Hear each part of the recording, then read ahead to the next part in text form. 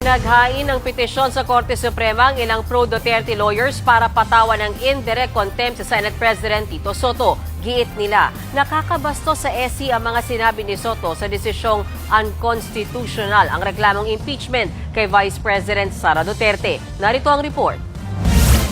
Sama-samang naghain ng petisyon sa Korte Suprema sina Attorney Ferdinand Topacio, ang ilang pang-abogado laban kay Senate President Tito Soto. Hiniling nila sa SC na patawan si Soto ng indirect contempt. Para yan sa mga pahayag niya sa desisyon ng Korte na nagdedeklarang unconstitutional ang nakarang impeachment complaint laban kay Vice President Sara Duterte. Giit ni Topacio, nakakabastos sa kataas-taasang hukuman ang mga sinabi ni Soto. Plano rin daw ng grupo na magsampa ng ethics complaint kay Soto.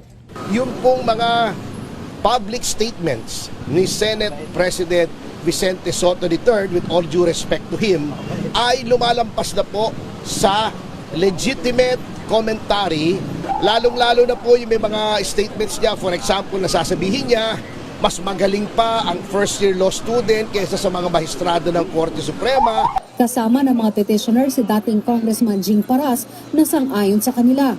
Sabi ni Paras, gusto raw niyang magsilbi itong aral sa sinumang manghihimok sa taong bayan na huwag maniwala sa Korte Suprema. It pains me to put my name in the complaint, maligning the Supreme Court and creating an atmosphere by which he is supposed to be an example of being a legislator. He is encouraging people not to believe in the Supreme Court.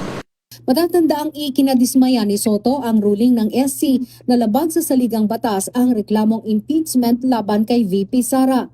Tinawag pa niya itong judicial overreach at panghihimasok sa kapangyarihan ng Kongreso sa isang impeachment complaint. Dahil yan sa mga bagong requirements ng SC na ayon kay Soto, hindi naman daw required sa konstitusyon. Impeachment now is an impossible dream. Ayaw na nila may impeachment sa Pilipinas. Yan ang itsura nitong decision na ginawa ng Supreme Court. Kung ang Supreme Court pwedeng galawin ng konstitusyon, abay dapat galawin na namin sapat kami ang empowered to do so.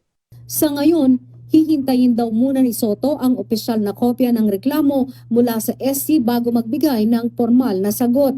Pero hindi lang daw siya ang may kaparehong pananaw. Maging ang ilang retired associate justice at bumuo ng 1987 Constitution at mga din sa law schools ay nagpahayag din daw ng anyay factual error sa desisyon ng SC.